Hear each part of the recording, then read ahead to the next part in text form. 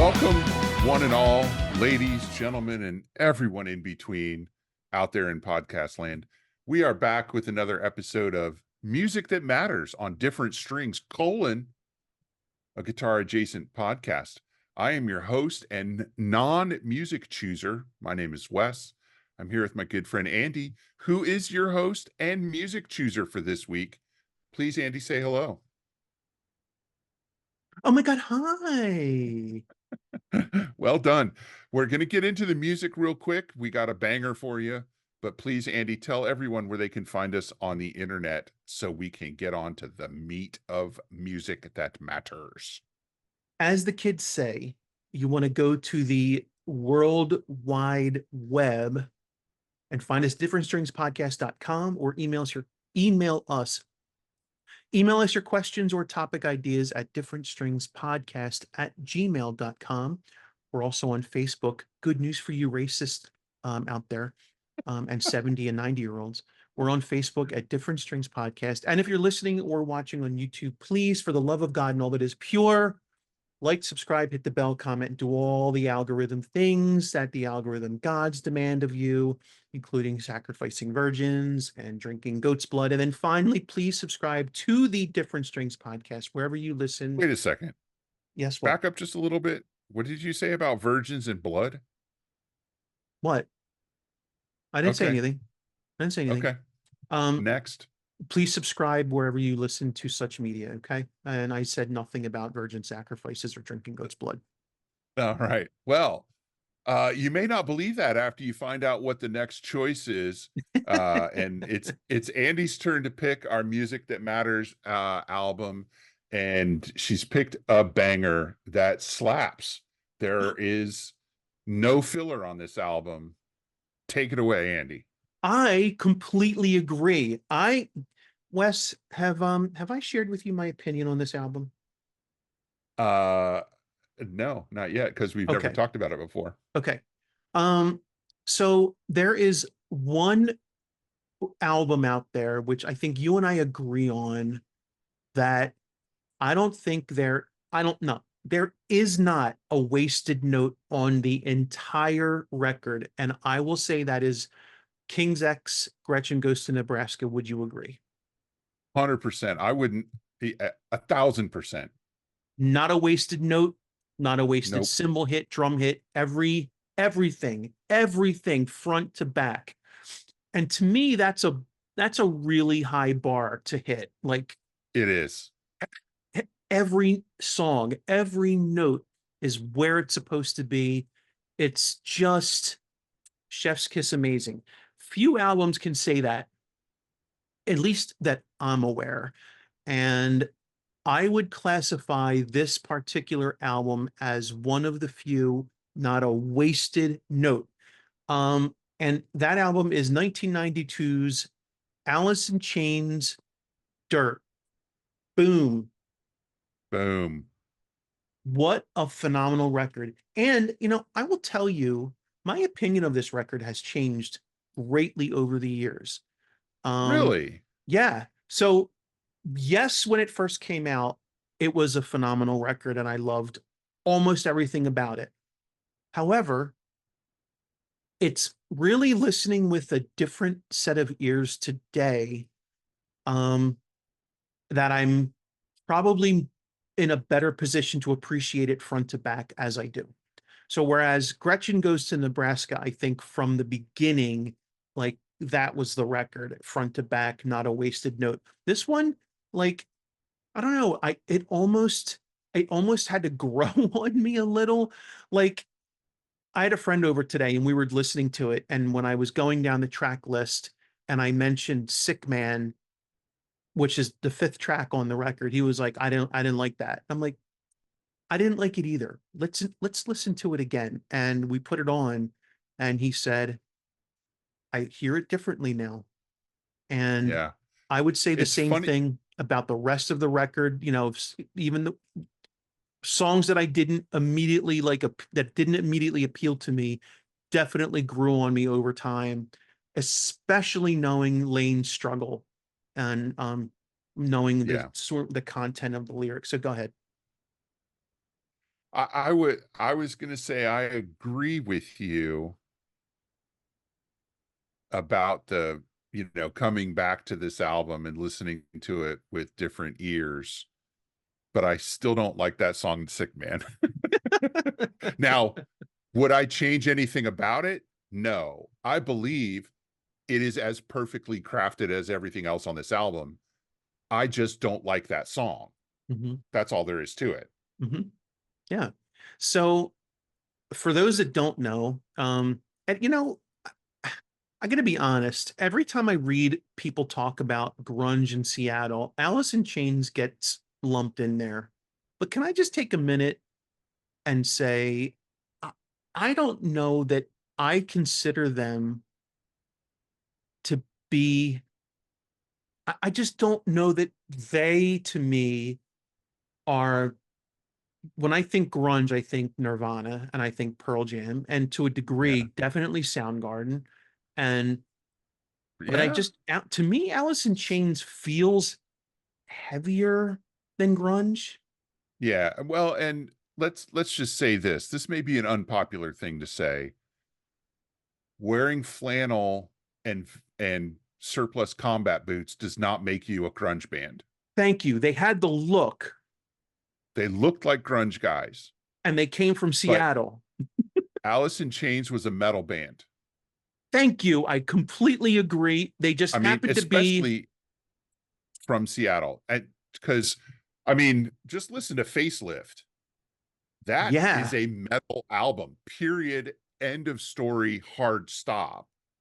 And Dirt is much like that. I feel like they broadened their tonal palette, but they're still playing their metal. yeah. It's I, not, it's grunge. I don't consider Soundgarden a grunge band either. mm, yeah, we could, I mean, potato, potato. I'm not even sure I like the moniker grunge because I feel like grunge to me was actually more of an aesthetic than a style. I'll agree with you on that. Okay. I think it was an So aesthetic because Nirvana was let punk. yeah, they were. Okay. Yeah, they were. Let's talk about Dirt. Okay. Let's get So dirty. let's get dirty. Ooh. So Dirt was Alice in Chains' second album. Their debut album, the one that featured Man in the Box, was actually Facelift. Yeah. Um, and And that, what a myth smashing second album to throw out, right? yeah, No sophomore jinx on Dirt. mm-mm, no, Now no, they did have that EP in Sap there, didn't that they? came out. Was That that came out before or after Dirt? right after Dirt. Okay. It came out So what right was after, like almost right after. when was Jar of Flies? Oh, that was after Sap came out. That was the next Okay. album. All right. So it was Facelift and then Nothing and then Dirt and then the EPs. Yeah, yeah, I believe. Okay. While I'm talking, you can look that up and correct me, but Nah, I'm not going bec to do that. oh, okay. Well, someone's going to correct me in the comments, right? Someone will tell us the order of the Alice in Chains record. So, um, they recorded Dirt in various studios around, Burbank, LA, and Seattle. So it wasn't even done in the same studio. Um, Wow. and it was, you said not that sophomore jinx, right? This as is critically acclaimed as a second release can be. This album peaked at number 6 on the Billboard 200 chart and certified Wow. quadruple platinum. Nice. Okay. The album without Man in the Box is certified quadruple platinum, and everyone knows Man in the Box. Okay. Yep. So very clearly, this was a successful album. It hits you so hard out of the gate. The first 3 songs, it just boom, boom, boom, and it really almost never relents. I mean, there's And one. it's Go it's ahead. not just the music, it's the lyrical content. Oh yeah. You know, like we've talked before about I don't tend to listen to the lyrics because of my hearing problems. I have a difficult time understanding what the lyrics are while the music is going on. Mhm. So I don't tend to bother learning or paying attention to lyrics. But this album came out in late September. Mhm. By the time the year changed to 1993, I knew all the lyrics to all the songs Yeah. because they were so powerful. Mhm. And it's one of those rare times that I feel like the lyrics and the music matched up to create something that was supremely powerful. Mhm. And then, Andy, you throw on top of it those harmonies between Lane and Jerry. Mhm. Holy moly. Mhm. Yeah. Yeah. It's I got to see Alice in Chains on the Lollapalooza tour, and Sweet. I never realized until then how much of how much Lane played guitar live, which was a lot, and two, how much Jerry sang live, which was a lot. So Constantly. Yeah. constantly, yeah. So when you listen to the record, you're more often than not, all of those harmonies that people think are always Lane. No, it's Jerry. Yeah, They're singing they, together. yup. And I feel like, look, Lane had an amazing voice by himself. He was, yeah. Absolutely. Um, and you can listen to Mad Season, which was his side project with Mike McCready, to get a Great sense for, album. yep. Um, so, but it's the combined, and this record in particular featured a significant amount of those harmonies that Alice in Chains began to be known for, those dual, almost like a dual lead. Um, Yeah. and what I really respected that live, Lane played a shit ton of guitar as well to fill out the sound. So I didn't know that. I'm really glad to know that because I never saw him live. yeah, he played a lot of guitar live, which was really cool. Um, so anyway, certified quadruple platinum. And you mentioned the lyrics. So this was, by all accounts, when you listen to this record and you focus on the themes, this is a dark record. Um, Yeah. Oh yeah. all of the songs have very personal stories attached to them. And if you know the history, well, at the time it was their future. If you know the history of Alice in Chains, then you know that we lost Lane to his heroin addiction at 10 years after this record, 2002. You could, Yeah. this album starts to highlight and foreshadow a lot of the struggles that laid ahead for him. Um, so yeah, I the songs, the lyrics matter on this record a lot. Yeah, Um, they do. and I feel like it's extremely cohesive, this record. Not only are the lyrics and the just everything about the record has a very dark, foreboding, there's just a lot of that dark overtones in this record. Um, and the production really lets that shine. To be honest, it it's what makes this record so good is just how powerful the messaging is. Um, Yeah. so before we get into the songs, because I want to get a little bit into the songs, I want to mention that um, from a gear perspective, I would say Jerry Cantrell had probably some of the best heavy metal like rhythm guitar tones Oh, of definitely. maybe of the last 20 or 30 years. I mean, seriously, like I can't even begin. I know he used to go back and forth between things like Marshalls and Bogners, and I think on this record in particular, he was using something called the Fish, which was a Bogner preamp. And At the time. I think he was using them with Marshalls and also Bogner amps, like power amps. He also is known to use a very like it's a very esoteric, like there you can't I think he got his signature eventually, like recently within the last 10 years, a GNL Rampage. So GNL was the company that um Leo Fender and George Fullerton started after Leo left Fender. Right. And it was Leo's attempt to, continue the legacy and continue building. And he like improved upon some of his older designs. And GNL never caught on like Fender did. um, but I've I have a GNL right now, actually a GNL Telecaster, Oh, which by the way, Telecasters, if you don't know, are amazing instruments, Wes. You should get yeah, one and try it. whatever.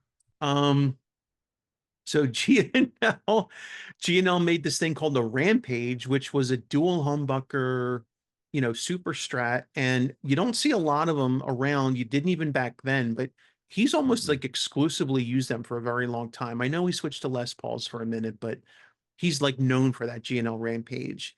Um, Yeah. in That's the addition, guitar that I picture in my head when I think of mhm, Jerry Cantrell. yep. Um, lots of drop D on this album. And actually, I should say, to be honest, it's drop C sharp Drop, because it's a half yeah, step down th- with drop D. they're tuned down a half step. And for probably 2 or 3 years, I kept a guitar tuned down a half step in drop D so I could Just, play along with this album. yep, yep, me too. And I used to love doing that. I knew most of at least the rhythm parts for almost all the songs on the Yep. album. Um, another trademark of the Alice in Chains sound, I mean, besides the great rhythm tone and the great singing, was Jerry Cantrell's use of two very prominent effects. One was a wah pedal. Yeah. He wasn't as he didn't overuse it like Kirk Hammett does, What? but he definitely used it. And also a talk box. So you probably heard a talk box on Man in the Box, and he also used it on Yeah. this album. Which song did he use it on? On this album, Yeah. Dirt. Oh, And okay. I take that back. Was it Dirt? I'm gonna look that up. Okay. I think it's Dirt, but I don't remember. I know he used a wah on Dirt. Um, so from a gear perspective, Jerry used to keep it fairly simple, but I remember the GNL Rampage, the Bogners, the wah pedal, um, and the talk box. Now their bass player, I think his name was Mike Starr back then. I think he was using I, hold on, it'll hit me. What is that? Spectre. I think he was using Spectres back then. yeah. Yep. Yeah. So, okay. Do you have anything from a gear or because I was just going to get into some of the songs. Let's talk about the songs because I think Jerry is pretty well known for using the GNLs and the Mhm. Bogners. Yeah, And you're right. He used Les Pauls for a hot minute. He's had a signature Les Paul, but that's not I don't think that's his signature sound, right. Yeah. So we got a pretty good grip on his gear. Hmm. Unlike a lot of players, he didn't really change very much over Hmm. time. Yep. So I would say there's one ballad on the record, and that is called Down in a Hole. And Yeah, and ballad is doing a lot of work in that sentence. yeah, It's a slower tempo using cleaner sounding guitars. yeah, But when I it's think of a ballad, I think of a love song. uh-huh. And the only way you could call this a love song is if you love heroin. Yeah, right. Yeah. So Down in a Hole is probably the only ballad on the record, and it There you starts go. off acoustically, but um the choruses are, and even like the second half of the song where the verses are still very heavy. Um so I don't know if you could necessarily call it a power ballad, but it's the only one that even gets close. Um and I won't call Rooster a ballad just because it starts with clean guitar, because it's not about love, it's about Vietnam. And Yeah, this um is not a ballad band. no, it's just not.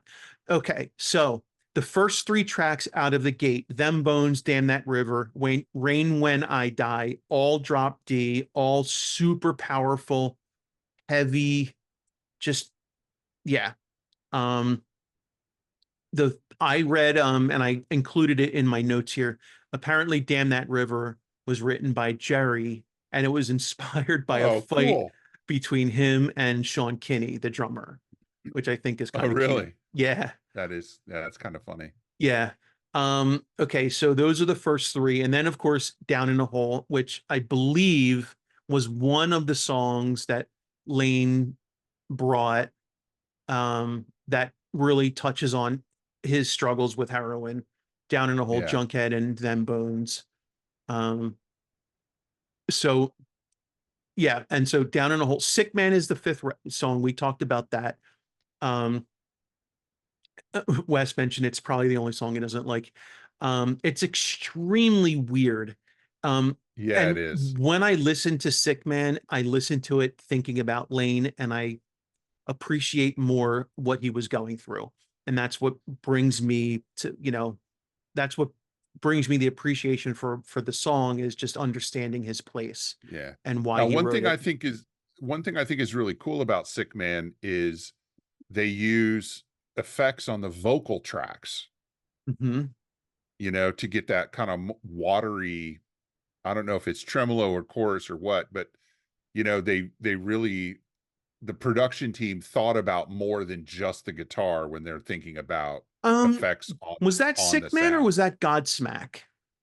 It might be both. Okay. I know I I think heard it's that one, I'm Godsmack. hearing the chorus in my head, and Oh, okay.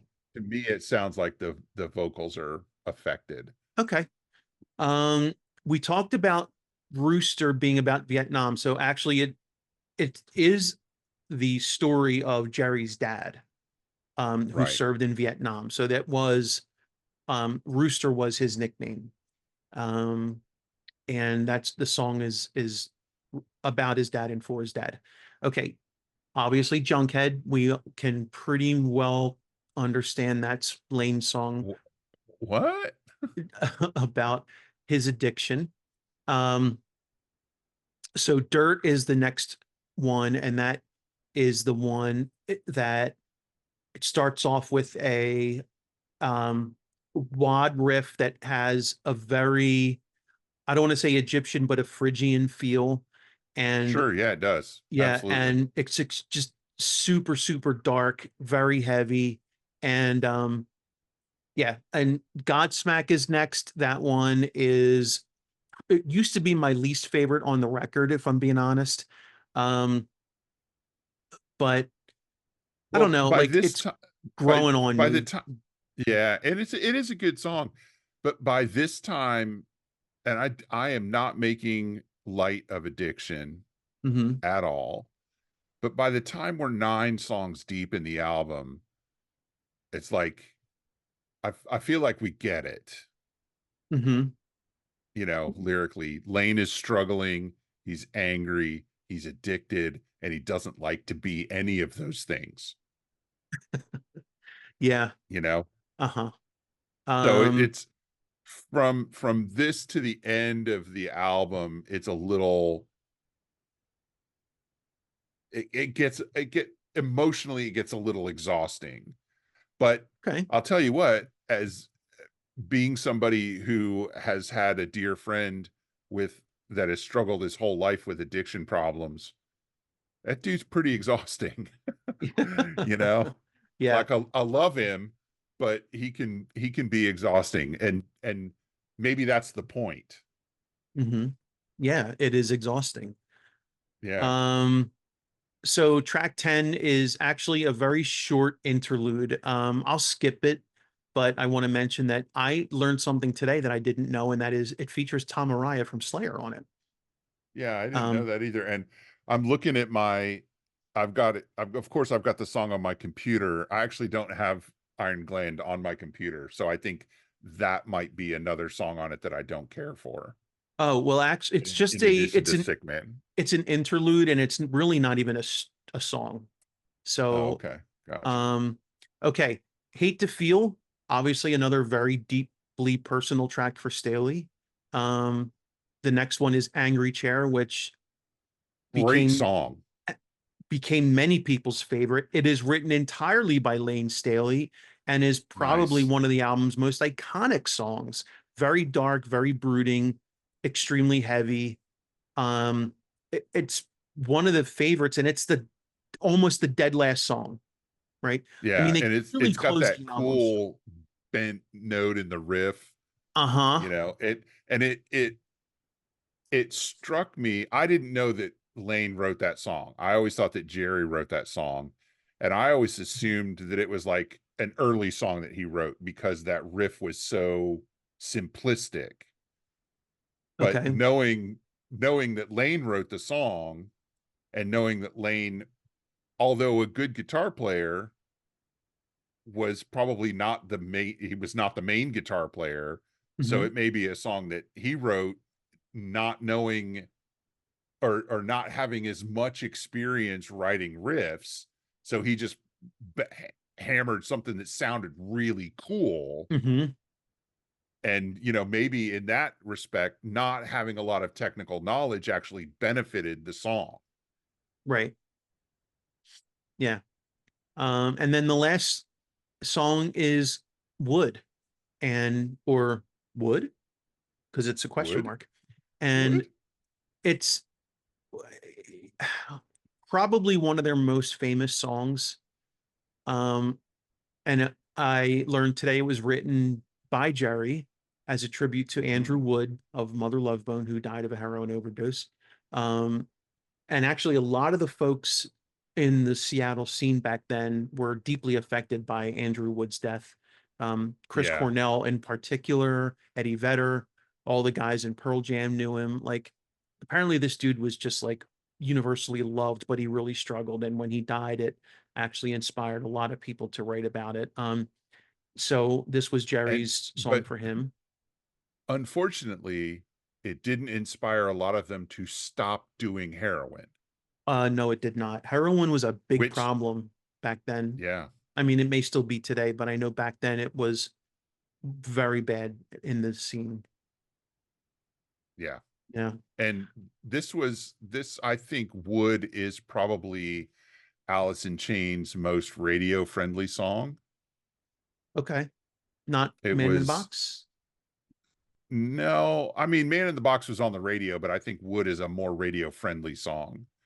Um, Okay. it was also on a soundtrack album, although the name of the thing is escaping me now. It was that movie that was um Singles. It was on the Singles Oh, soundtrack. okay.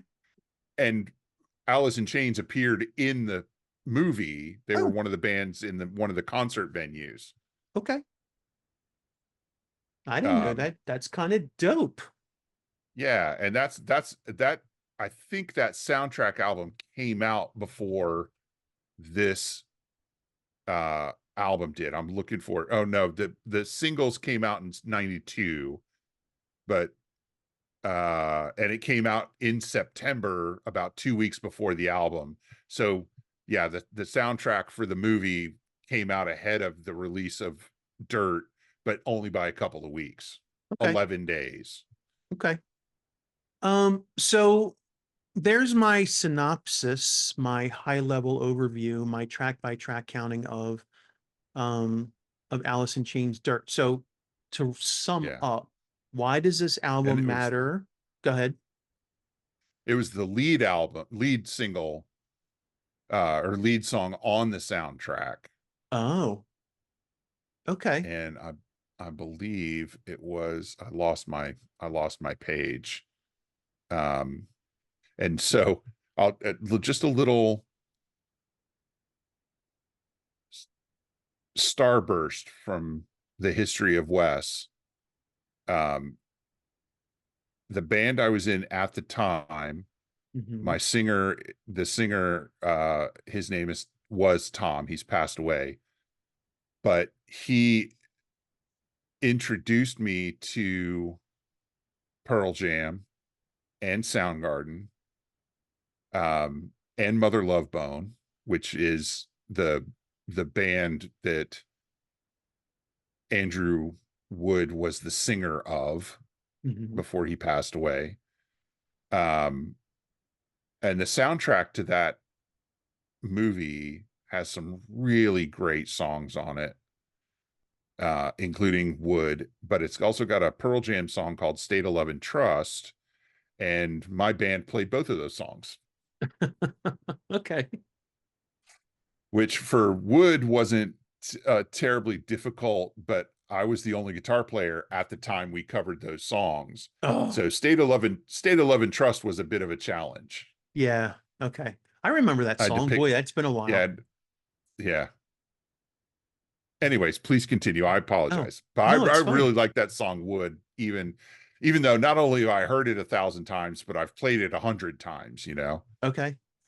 Um, so why does this album matter? Well, beyond because it's just awesome. yeah, beyond that. So, I mean, before I get into why it matters to me, certainly I think arguably it's one of the most influential albums of that time. Yeah, It cemented Alice in Chains' place in the pantheon of like great rock metal bands during the grunge era. definitely. Um, yep. And the, I mean, between that and then the, acoustic EP they released, and then the MTV Unplugged that they did right after, just, they got their moment in the sun. And, Yeah, um, and they earned it. yeah. I will say the one thing about that, since I mentioned the Unplugged, is if you remember Lane's performance during that, he looked really bad. He He was did. really struggling a lot. It was 96 when that happened. It was just, yeah, it's just such a shame. But yeah, this album made a huge, impact on the scene. And obviously why it mattered to me was, it's one of those albums that, um, it definitely had a role in shaping both my tonal direction and to some extent like my approach to lead. Um, in that I I became like the reason I have a wah pedal is not because of Kirk Hammett or Slash, it's because of Jerry Cantrell. He's the reason I have a wah pedal. Um, Nice. yeah, I found his use of a wah pedal to be the most musical of all of them. And I really like his approach and style with it. Also, there's no arguing that his rhythm tone was just Rushing. Yeah. crushing. And um, I mean, if you just know Alice in Chains when you hear it because of that, and it had a huge impact on me as a player back then. So, yeah, I mean, I tore this one. Like, I mean, I had this on cassette and broke two cassettes and then had the CD, and it was just, yeah, I could not stop listening to this record for a very, very long time. And then it was really cool, like going back and listening to it today and having new appreciation for this stuff. Also, Yeah. It's I such a loved good it album. so much that a couple years ago, um, I wound up recording covers of Them Bones and um, what's the second one again? Um, Damn That River. I did covers Yeah. and I programmed all the drums and I played the bass and all the guitar, and then I actually had Nice. someone sing the lead. Unfortunately, he never sent me the tracks, so I only have them as instrumentals. But I liked them enough that I wanted to do like note for note recreations of them just to see if I could, and it was a lot of fun. And dissecting Awesome. Jerry's parts like that for recording was kind of cool. Yeah. Yeah. Not When like a I, super flashy player, but like no, because of his no, just approachability, it's, solid, yeah. just solid. I mean, and so solid, Hmm. it was, I always felt like he played leads because he felt like he had to, Because they whereas, need. Kirk Hammett plays leads because that's what he's there for, Right. You know what I mean? It's a different headspace. Um, yeah, Yeah. I mean, and I've got both of Jerry's solo albums that he did. One's called Boggy Depot, Uh-huh. and I can't remember the name of the other one. And they're both quite good as well. And he does all the singing, right? Yeah, he does all the singing.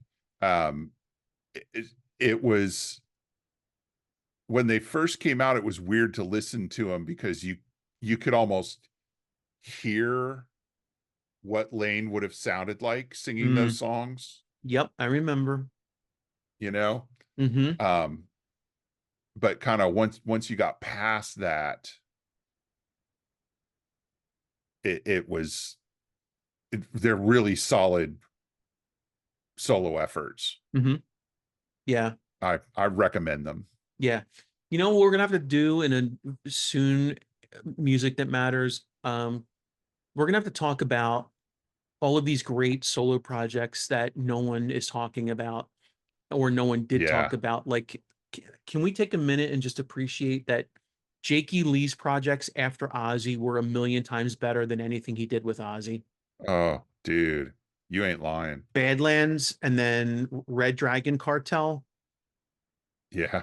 and then Zach Wild. Speaking of Ozzy, Zach Wild and everything he's done since leaving Ozzy. I mean, yeah, he had some good songs with Ozzy, but um, and apparently a few months ago we completely missed this. Poor Mick Mars released a record. Oh yeah, he did. And I heard a song off of it that was amazing. And Yeah, I meant to get the album and I just forgot about it. yeah. So Mick Mars, just to thumb the nose or put a thumb in the nose of Motley Crue. I'm going to talk about this for a second. So I discovered just like within the last couple days that Mick Mars put out a solo record called The Other Side of Mars.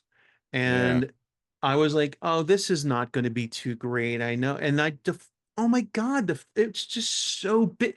Ray Luzier from Korn is drumming. That's all I have to say. Yeah. Yeah. Stuff sounds Yeah. good. They got a good singer. The songs are catchy. His guitar tone is huge as ever because Mick always had great tone. Yep, he Um, sure did. yeah. I was a little disappointed he didn't call John Corabi, because Mm, that one album that Motley Crue did with John Corabi is literally the only Motley Crue album I well, own. prepare to be more disappointed. He did call John, and Oh, apparently John sang a couple songs, and apparently those songs didn't make the record because they weren't quite right. awkward, Yeah. awkward. I want to offer a real quick correction. I looked it up. Jerry has 3 solo albums out. I did not know about the third one, which he released just a few years ago.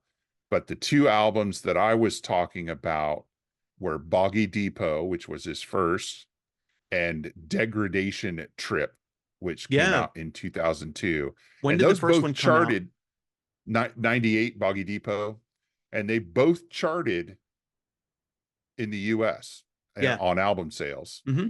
which is Yep. pretty impressive. Yeah, that was the first one was during the Alice in Chains hiatus. I know they took a hiatus for Lane Yes. to recover and Yeah. but that second one was basically when they were done. Like he was like the band was done and then Lane died. So Yeah. okay. And Degradation Trip, I didn't know that there was a single album version of it. I only ever had the double album version. Okay. I didn't even know there So was a there's double album. yeah, there you go. Cool. All right. So I think that's it for Alice in Chains Doit. Um, great Yeah, album. great choice. Great choice, by the way. Yeah. That Um, really elevates it for me to have to deal with the next choice.